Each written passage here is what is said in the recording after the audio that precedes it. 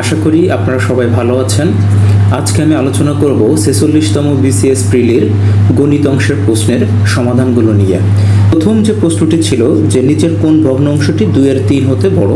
দেখেন কোন ভগ্নাংশটি বড় কোনটি ছোট এটা নিয়ে অনেক রকম নিয়ম আছে, কিন্তু আমরা এ সকল নিয়মের ভিতরে না যেয়ে স্বাভাবিক যে নিয়মটা যে ভাগ করে কোনটা বড় কোনটা ছোট দেখা যায় আমরা সেই অনুযায়ী এটা করব। তাহলে আমরা হচ্ছে 2/3 এটাকে যদি ভাগ করি তাহলে ভাগ করলে পাই হচ্ছে 0.66। তাহলে আমরা অপশনগুলো একটু দেখি। প্রথম যেটা আছে 33/50 এটাকে যদি আমি ভাগ করি তাহলে পাই 0.66। 8/11 এটাকে যদি আমি ভাগ করি তাহলে আমি সেটাতে পাই হচ্ছে 0.72। 3/5 যেটা আছে এটাকে যদি আমি ভাগ করি তাহলে পাই 0.6 এবং 13/27 এটাকে যদি আমরা ভাগ করি তাহলে পাই 0/48। তাহলে দেখেন এর ভিতরে এই 2/3 0.66 এর থেকে সব থেকে বড় হচ্ছে 0.72। তাহলে আমাদের উত্তর এই 8/11 খ নাম্বারই হচ্ছে সঠিক উত্তর। তো 2 নম্বর যে প্রশ্নটি ছিল যে বার্ষিক 5% হার মুনাফায় 400 টাকার 2 বছরের চক্রবৃদ্ধির মূলধন কত। চক্রবৃদ্ধির মূলধনকে প্রকাশ করি হচ্ছে আমরা সি দিয়ে। 2 বছর এটা হচ্ছে এন, 400 টাকার এটা হচ্ছে আই, মুনাফা হচ্ছে আই, আর 5% এটা হচ্ছে আর। তাহলে আমাদের সূত্রটা কি? C is equal to P into 1 plus R to the power n. তাহলে আমরা এখানে যদি মানগুলো পাতায় ক্যালকুলেশন করি তাহলে এটার উত্তর পেয়ে যাব। পি হচ্ছে কত?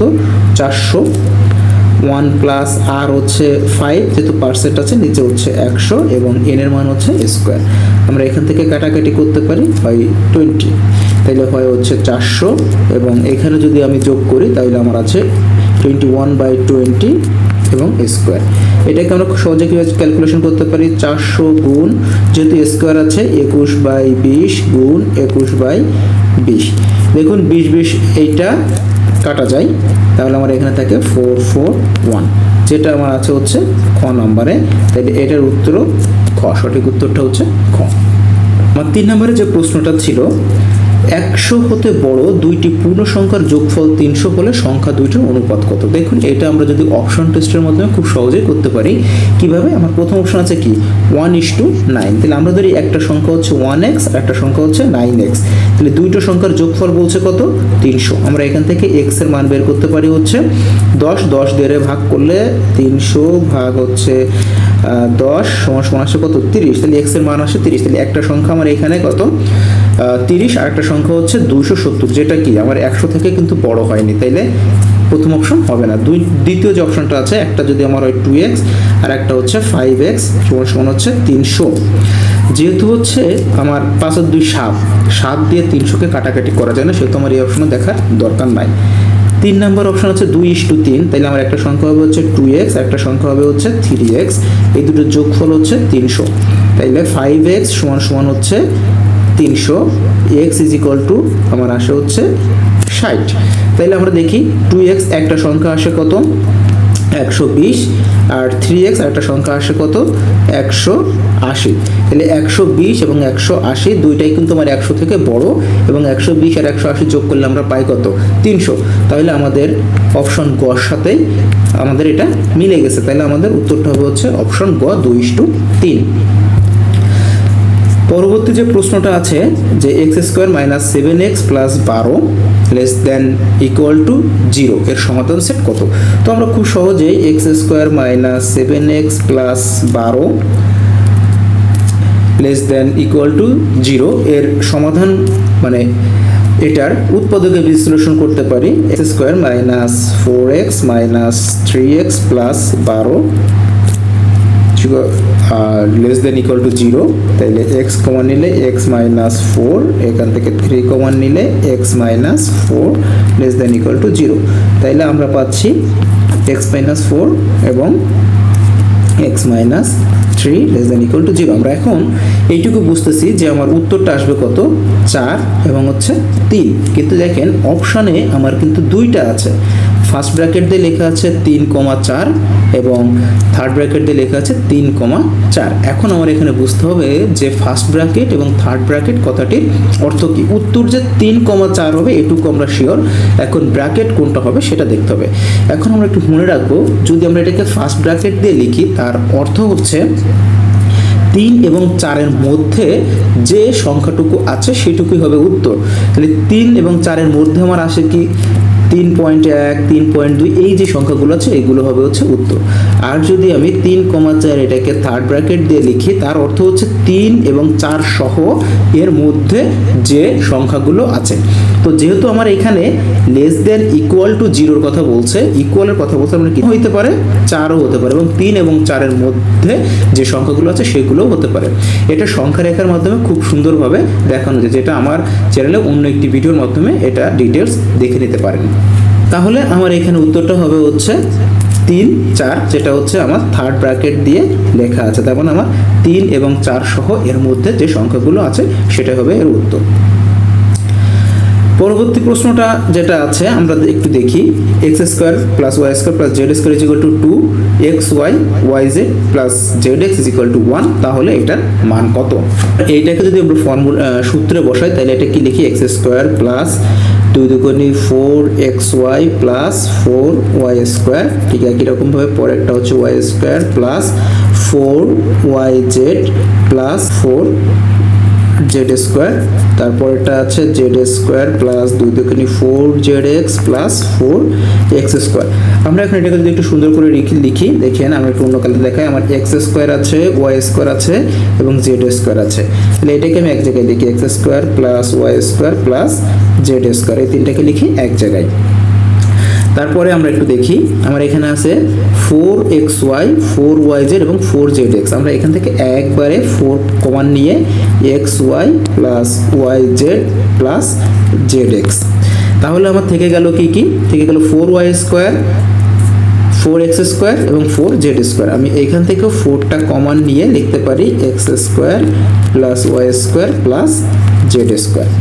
এখন দেখি আমার এখানে x² + y² z² এর মান আছে কত? 2, তাহলে 2 প্লাস xy + yz + zx এর মান আছে হচ্ছে 1, তাহলে 4 × 1 প্লাস এটার মান আছে হচ্ছে 2, তাহলে 4 × 2। তাহলে এগুলো যদি আমি ক্যালকুলেশন করি, 4 দুগুণে 8, 8 × 12, 12 × 2 14। তাহলে আমার অপশনে আছে ঘটাই হবে হচ্ছে উত্তর, এটা হচ্ছে 14। পরবর্তী প্রশ্নটা আছে 3x - y = 3, 5x + y = 21, তাহলে x y এর মান কত? এটা আমরা অপশন টেস্ট করে করতে পারি অথবা এমনি করতে পারি, যেমন 3x - y = 3 আর 5x + y = 21, এখান থেকে যোগ করি তাহলে এটা কেটে যায়, তাহলে 8x = হচ্ছে 24, তাহলে আমার x = হচ্ছে 3। আমরা এটা যদি যে কোনো একটা সমীকরণে আমি বসাই দিই তাহলে y এর মান পেয়ে যাবো। আমি এখানে যদি বসাই তাহলে 9 - y = 3, তাহলে y = 6, তাহলে x এর ভ্যালু 3 এবং y এর ভ্যালু হচ্ছে 6, তাহলে 3 এবং 6 যেটা আছে সেটা হবে হচ্ছে আমার উত্তর হচ্ছে ঘ। এরপরে আসি যে হাফ ইন্টু 2x - 3 এবং +1 = 5 এর মান কত? খুবই সহজ একটা অঙ্ক। আমরা এটাকে যদি একটু এইভাবে লিখি, 2x - 3 / 2 +1 = 5, তাহলে এখানে লেখা যায় 2x - 3, আমি 2 কে যদি উপরে নিয়ে যাই তাহলে 2 - 1 এবং এই 1কে আমি এই পাশে নিয়ে যাই তাইলে 5 - 1। তারপরে লিখতে পারি 2 × x - 3 - 1 = 4, 2x - 4 = 4 কে লিখতে পারি 2² x - 4 = 2, তাহলে x = 6, তাহলে x এর ভ্যালু হচ্ছে 6, যেটা হচ্ছে ঘ নম্বরে আছে। তারপর আমার আছে কি লগের একটা প্রশ্ন। লগের অঙ্কটা দেখেন, লগ বেজ আছে √8 এবং উপরে আছে x = 3 = 3 এখানে x এর মান কত? তাহলে এর একটা সূত্র আছে যে আমার x এর মান x = যেটা থাকবে বেজ, সেই বেজটা আমি এখানে লিখবো এবং এই পাশে যেটা থাকবে সেটা চলে যাবে পাওয়ার। তো এটাকে যদি আমি ভাঙাই তাহলে এটাকে আমার লেখা যায় হচ্ছে 3 × 9 = 10, 10/3, তাহলে আমার পাওয়ার যাবে হচ্ছে 10/3।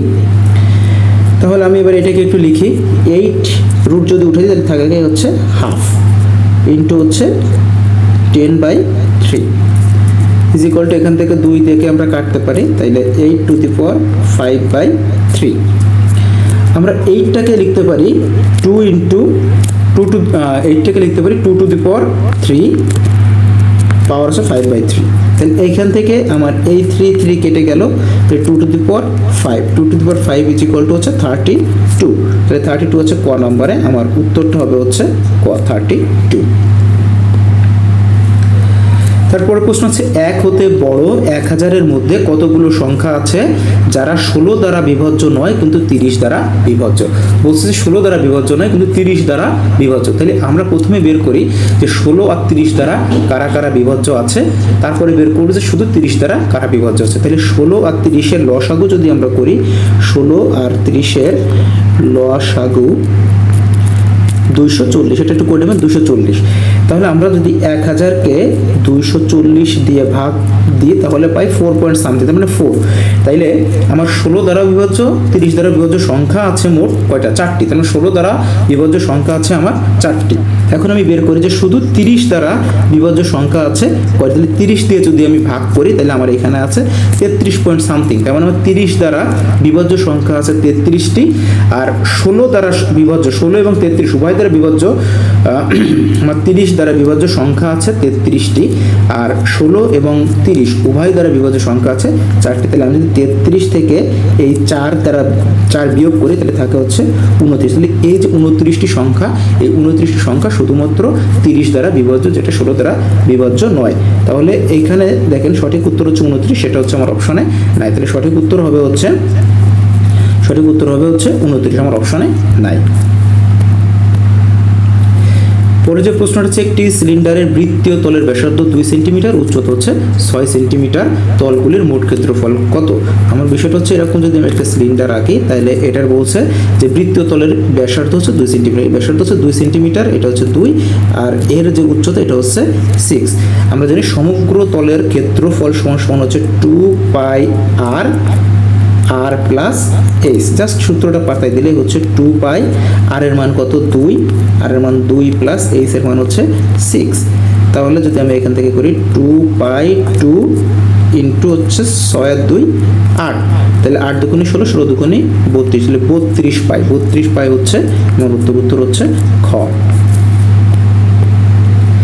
পরবর্তী যে প্রশ্নটা আছে, কোনো একটি ত্রিভুজের দুইটি কোণের পরিমাণ 28 ডিগ্রি এবং 62 ডিগ্রি, ত্রিভুজটি কোন ধরনের? আমরা সহজে বের করতে পারি ত্রিভুজের 3 কোণের সমষ্টি হচ্ছে 180 ডিগ্রি। তাহলে 28 যোগ 62 যোগ অপর কোণ ধরি x ইজ ইকুয়াল টু হচ্ছে 180। এখান থেকে হচ্ছে আমরা এদের x এর মান বের হবে হচ্ছে 90। তাহলে যে ত্রিভুজের একটি কোণ এক সমকোণ তাকে বলা হয় হচ্ছে সমকোণী ত্রিভুজ। তাহলে এটা হচ্ছে আমার সমকোণী ত্রিভুজ।